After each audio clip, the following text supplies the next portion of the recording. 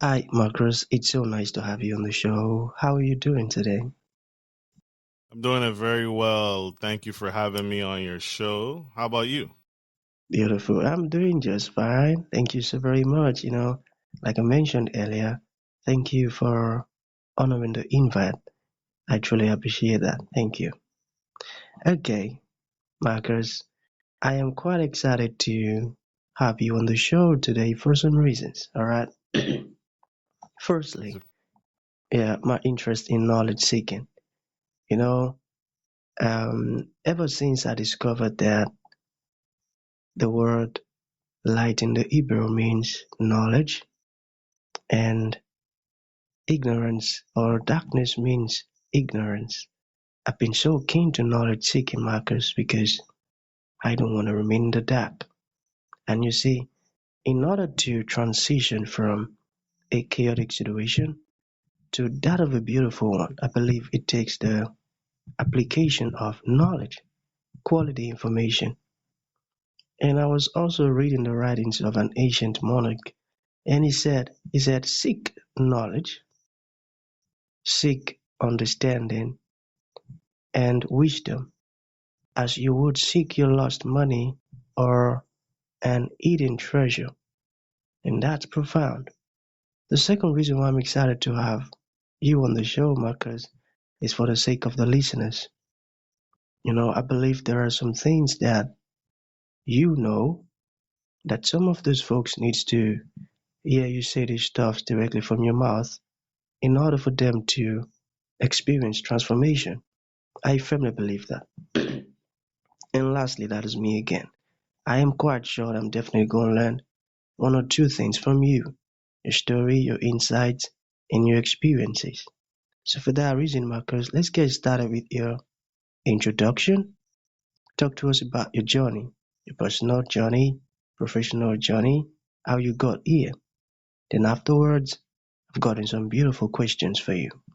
Okay, Marcus, over All to right. you. Yeah, my journey started with me. I'm from originally from the U.S. Virgin Islands. I was born and raised there by my parents and family, and surrounded by a lot of love and support. I found my way here to the continental United States via the military, so I'm a Navy veteran as well. And so I served my time, did my time in the military, learned a lot, gained a lot of insightful experience and knowledge and information. And I was surrounded by wiser and smarter men than me. And so men and women than me who were able to pour into me. And I was able to sharpen that knife, so to speak, right? And so from learning from the men and women in the military and then getting out in the military in 2014, I stayed where I currently reside here in Virginia and dove into the wonderful world of entrepreneurship. Entrepreneurship was a unique journey because my first experience with it was in a multi-level marketing company.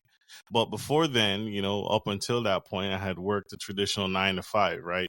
Even in the military, there's a lot of structure. And so working job after job after job and then experiencing entrepreneurship for the first time really shifted things and shifted my mind into a healthy, better perspective on that what has worked in the past isn't going to continue to work into the foreseeable future.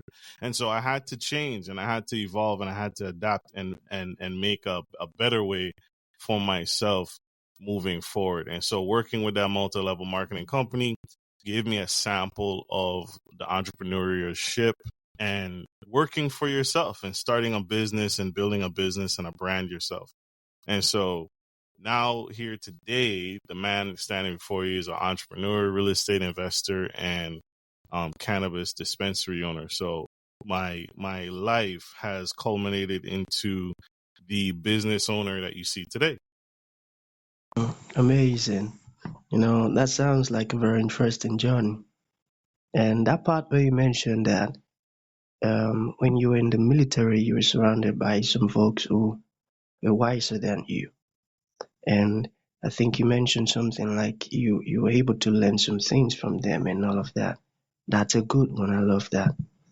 And I am so glad to have you on the show today because I love speaking to with folks who who's got this insight, most especially in the aspect of business and entrepreneurship and all of that. So that's going to lead to the very first question, Marcus. Are you ready? Yeah. Okay, so let us talk about what ATM means and how to start an ATM business. Can you talk to us about that? Sure. So ATMs are automated teller machines. I started those about 8 years ago. 8 years ago, and what it is just everybody's familiar with an ATM machine and how it operates. The taboo thing is people think that banks own all the ATMs that you see around the area, and that's not true. And so individuals can actually own and operate and maintain ATMs. And so when I got into the ATM business 8 years ago, I started with one ATM and built from there up to the 13 ATMs that I now own and operate and manage. And so it created another income stream for myself. It created another income stream because most people have a basic general knowledge of how ATMs function. And so your profits are made on the fees that you charge to the consumer for withdrawing cash from your ATM. And so when I got started in the business, I utilized my own cash, one, to buy the machine, two, to program the machine, and then three, to fill the machine and set it up. And so that was all done with cash, no student loan, no debt instruments were used. And so you have to have a fair amount of capital, but it's the best investment that I've made in myself on my entrepreneurship journey. And so, yeah, it just provided another stream of income for me because I had been in the real estate business and I had leveraged as much real estate as I possibly could. And I was just looking for something on the side because I still had a lump sum of cash that I wanted to utilize and expand on. And so anyone can start an ATM business. On my show, I have a podcast called the Gentleman Style Podcast, where I have interviewed much, much, much bigger entrepreneurs than me in the space who solely have ATMs and that's their only business. And so I interview an expert on my show who talks about this at length. But yeah, that's the ATM business in a nutshell. Got it, got it. I would have failed the question if someone had asked me that, can anyone own a ATM machine? I would have said no, the banks only. So now Right. getting to listen to you now, you've educated me. And I love that. I love that. You also mentioned real estate. All right. Um, is it possible to invest in real estate virtually? You can invest in real estate virtually. There's opportunities with companies called Fundrise and a new company that I really enjoy called Arrive. And so those are my two big key players in the real estate space. And so you can invest in real estate where it's basically um individuals like you and I don't have to be accredited investors. And if you have some money, you can invest some your money for as little as, I don't know what the program is now. It waivers from $50 to open an account to $500. But basically, you transfer your money to these accounts and you wait for real estate assets to accrue. And the company does all the legwork. They find the properties, they find the real estate investments, and they take the pool of investors and their cash and they buy the real estate with the money you gave them. In return, they pay you for lending you their money. So in turn, you become the bank. And so it's a unique way to get access to real estate properties and commercial real estate and Airbnbs and all these things. It's a unique way to get access to real estate ownership and get some passive streams of income going for yourself without actually having to manage a brick and mortar building. Now, I have done both, right? So I want to be clear that is not just the only thing I do. I also own buildings as well. And so I have owned physical buildings, but I also invest in real estate passively through crowdfunding platforms that allow you to pool your money with others and invest in real estate that way. I feel like you are one of the great investors in town. Okay, you Thanks. um you mentioned the ATM machine stuff. Now, for someone who maybe listen to you and want to venture into that business, and he now has question like, how profitable is the business? You mentioned something as to the consumer charge or something. Can you elaborate on that? So there's a lot of static in your coming through your line. I don't know if you realize that, but you're very frozen. But I'll try and answer what I heard. You asked me a question on um, just break down how to get started in an ATM business. You can get started in ATM business. One, you have to select someone to work with, an ISO.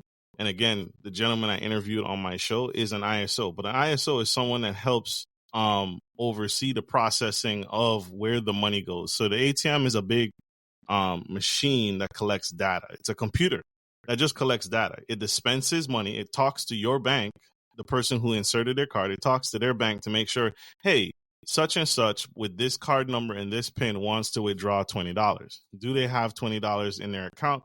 The bank, this happens in a matter of seconds. The bank responds and says, yes, they have $20. Please dispense the $20. And the ATM will dispense.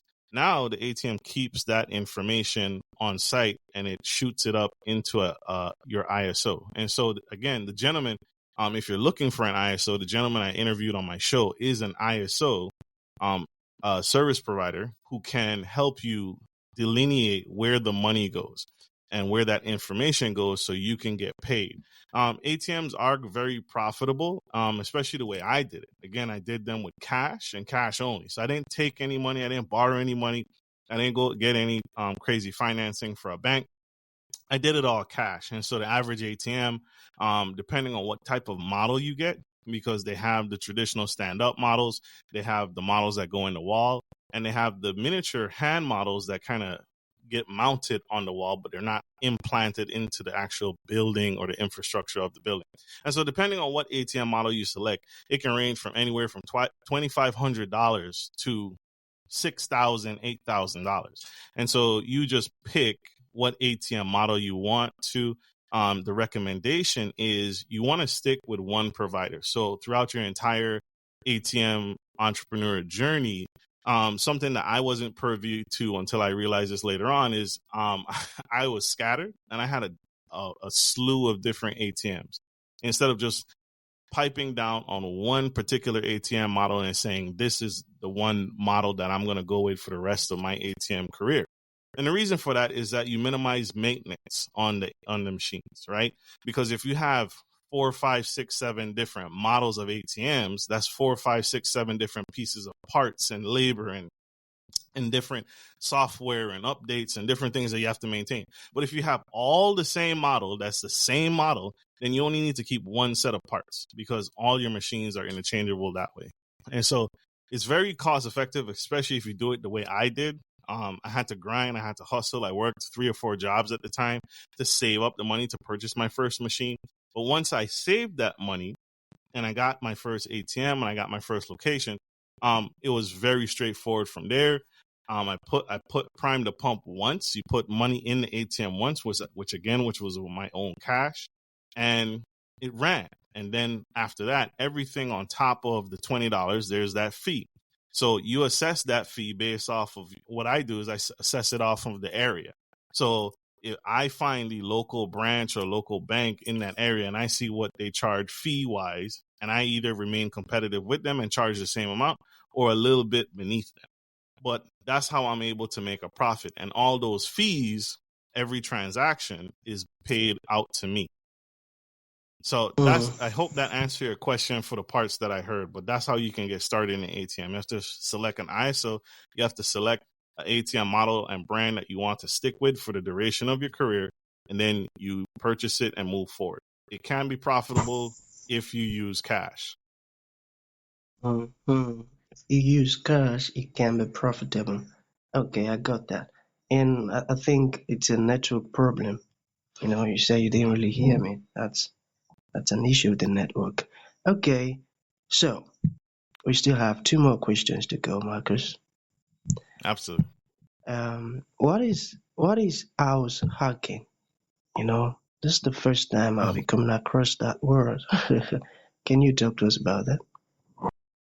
House hacking is when you buy a real estate asset. So it could be single family asset, and you live in that house and you rent out, or that multifamily. So you can buy a duplex, a fourplex, a sixplex, right? Where it's multiple units connected in the center or in the middle or stackable on top of each other.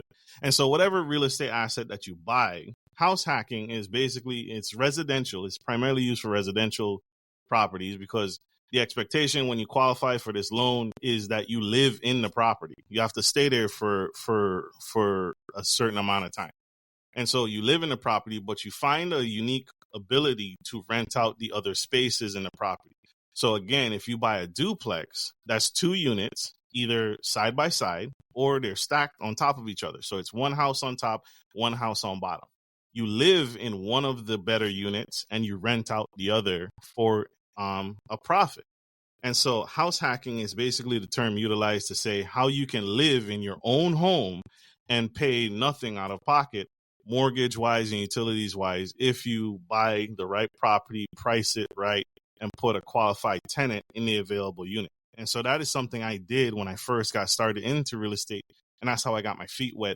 Is I purchased a single family home and I rented the rooms out. I bought a 4.5 4 bedroom, 2.5 bathroom house.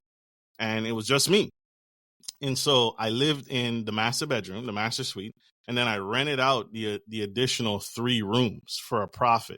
And that made me significant amounts of money because my mortgage was, let's say my mortgage is $1,000, but I was collecting $2,500 in rent from the other 3 tenants. So I was making in excess of what my rent payment and all my expenses were paid with the other tenants. I came out of pocket nothing, and I owned the building. So that's what house hacking is in a nutshell, and that's how real estate investors typically use it in the beginning to get into real estate. Amazing. I mentioned at the beginning, I said, I am sure that I'm definitely going to learn one or two things from you. And that has happened already. Oh, man. Thank you so I'm very glad. much. I You're love it. I welcome. love it. All right, Marcus. So to bring this to an end, yeah, what would you like to leave the audience with, like a final thought? And to those ones who would like to reach out to you, learn more about what you're doing. You've said so many amazing stuffs and it resonated and they would love to learn more. How can that be possible? Absolutely. So you can connect with me on my website. That's www.gentlemanstylepodcast.com. All my other social links are there. So Facebook, Instagram, TikTok, everything else is there. But if you want to connect with me, you can connect with me on my website, www.gentlemanstylepodcast.com. And what I would like to leave as advice is, whatever it is you're itching for, whatever it is you're naturally gifted for, do that. Find a business, find something in that space that you can start in a business. If you enjoy hard work or manual labor, start a landscaping business. If you're good with your hands and you're very mechanically inclined, own your own hobby shop and work on people's cars and make money. But whatever it is you enjoy, do that, because working the 9 to 5 for someone else is not the way to true happiness, and that's not the way to wealth. And so that's why I would leave to anybody out in the audience who's on the fence of or considering becoming an entrepreneur or wants to become an entrepreneur. Just do it, but do what you love.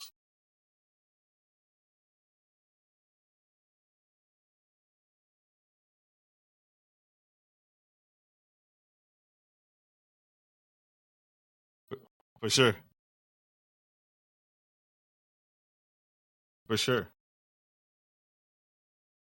Thank you.